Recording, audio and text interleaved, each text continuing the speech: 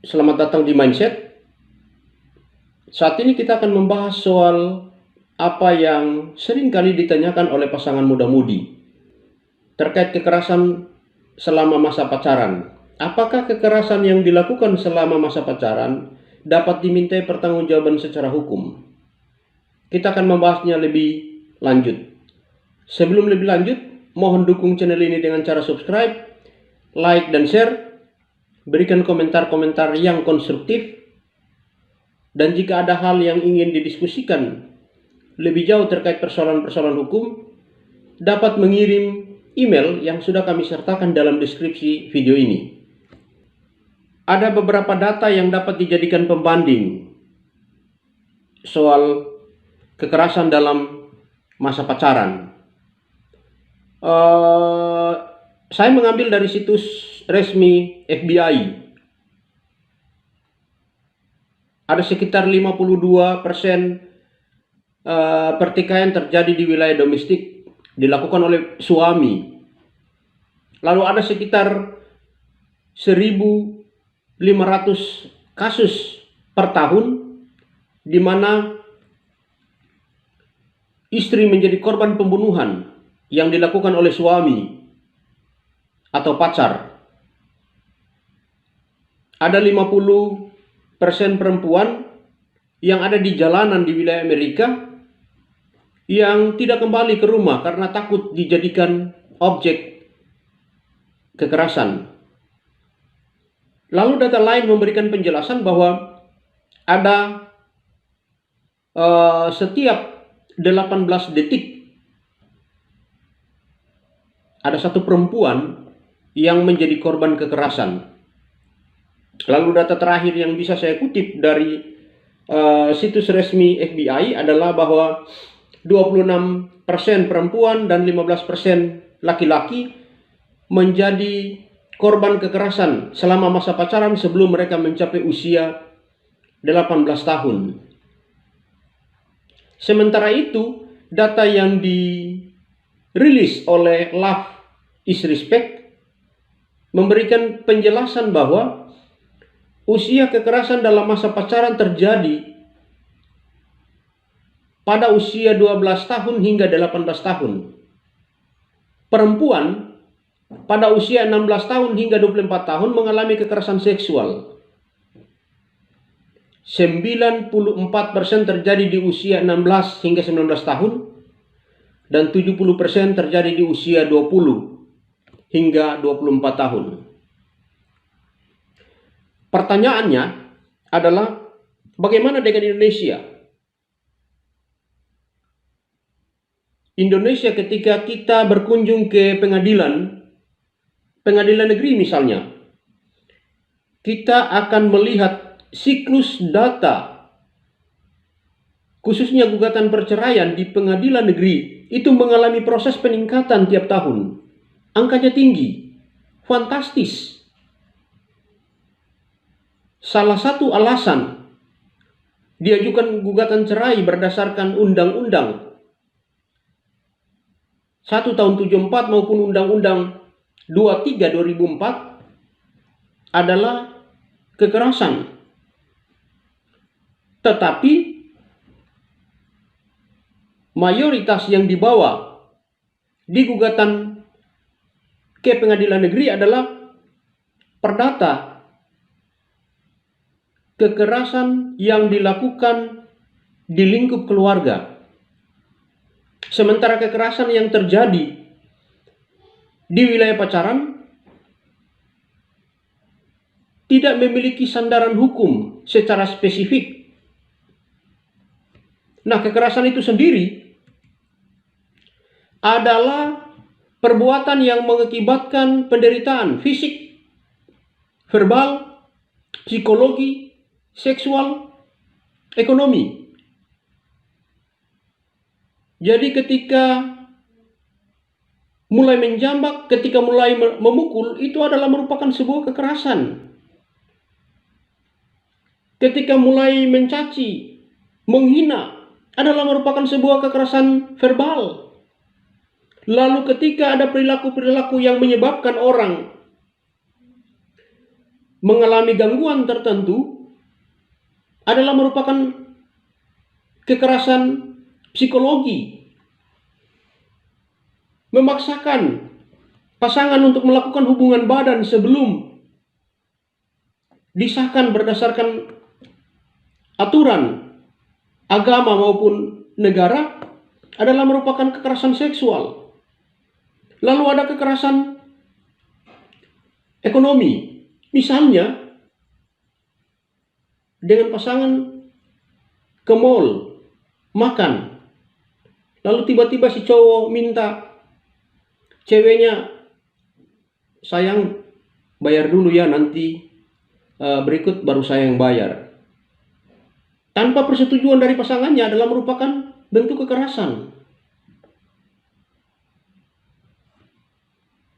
Nah, penyebab demikian kompleks. Apa yang menjadi penyebab utama ketika orang melakukan kekerasan? Budaya, kebiasaan yang dilakukan secara berulang kali menjadikan dasar orang melakukan kekerasan terhadap pasangannya. Subordinasi, kita menempatkan wanita sebagai warga negara kelas 2, ada dalam strata kedua, laki-laki yang pertama. Adanya ketidakharmonisan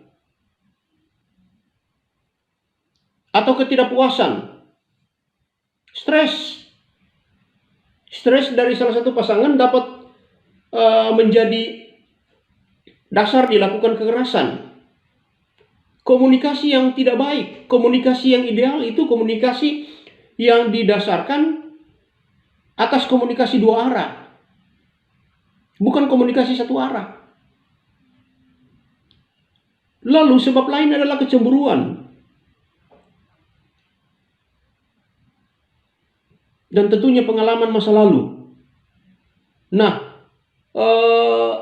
biasanya perempuan-perempuan tertentu yang tertrigger mendengar suara laki-laki tertentu, dia cenderung takut.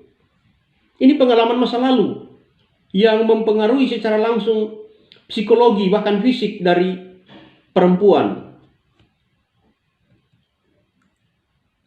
Dampak, kalau itu kekerasan fisik, maka akan berdampak pada fisik, luka, memar. Bahkan kita bisa lihat di kehidupan sekitar kita. Ada yang kemudian sampai pada level yang paling terberat meninggal dunia, yang disebabkan oleh kekerasan karena pasangannya. Kalau kekerasan itu dilakukan karena muatan-muatan ekonomi, karena muatan-muatan psikologi, karena muatan-muatan seksual, tentunya berdampak pada kondisi itu. Kalau mulai paksa pasangan untuk kemudian melakukan hubungan badan tadi, kecenderungan wanita itu akan tertutup. Tidak lagi berani untuk ada di dalam wilayah bersama-sama dengan pria. Kehilangan orientasi, tidak punya tujuan hidup. Kecenderungan menghindar dari segala bentuk interaksi yang ada di sekitar. Dan dampak-dampak lainnya. Lalu ketika kita bicara masuk secara spesifik berdasarkan ketentuan peraturan perundang-undangan yang sudah memiliki sandaran hukum secara tepat, adalah kekerasan dalam rumah tangga berdasarkan Undang-Undang 23 tahun 2004. Sementara kekerasan dalam masa pacaran tidak memiliki sandaran spesifik, sehingga ketika ada salah satu pasangan yang melakukan kekerasan terhadap pasangan lain, fokus utamanya adalah Kitab Undang-Undang Hukum Pidana. Nah, di dalam Kitab Undang-Undang Hukum Pidana itu tidak dijelaskan tidak disebutkan soal apa itu kekerasan. Tidak ada penjelasan. Dalam KUHP Indonesia hanya mengenal istilah penganiayaan.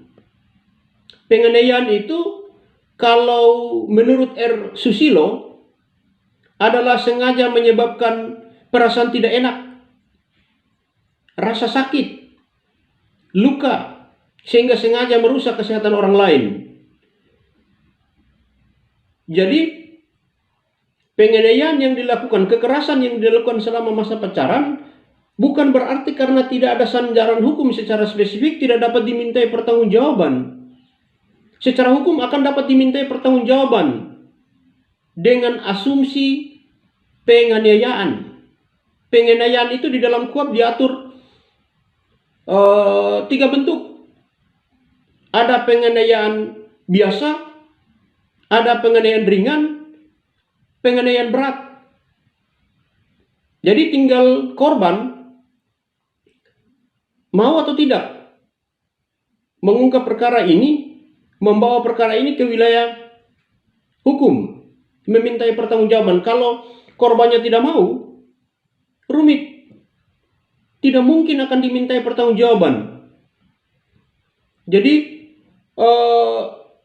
harusnya ada sikap untuk kemudian membawa perkara ini ke polisi. Nanti kepolisian yang kemudian memproses perkara ini berdasarkan peraturan perundang-undangan yang berlaku. Proses yang umumnya adalah ya harus datang buat laporan polisi, harus dilapor. Nanti polisi yang punya kewenangan untuk mencari alat bukti, menentukan ada tidaknya satu tindak pidana berdasarkan alat bukti yang sah. Lalu kemudian dilakukan proses penuntutan di pengadilan. Mungkin itu beberapa hal yang bisa saya bagikan terkait kekerasan dalam masa pacaran atau penganiayaan berdasarkan rumusan KUHP. Jika ada hal yang ingin didiskusikan, silakan mengirim melalui kolom komentar, atau jika ada hal yang bersifat spesifik dapat mengirim melalui email yang sudah kami sertakan dalam deskripsi video ini. Jika ada hal yang kurang dalam proses penyampaian ini, mari kritik sehingga ke depan kita akan lebih baik. Mohon dukung channel ini dengan cara subscribe, like, dan share. Terima kasih sudah berkunjung ke channel Mindset. Salam hormat dari saya untuk kita sekalian.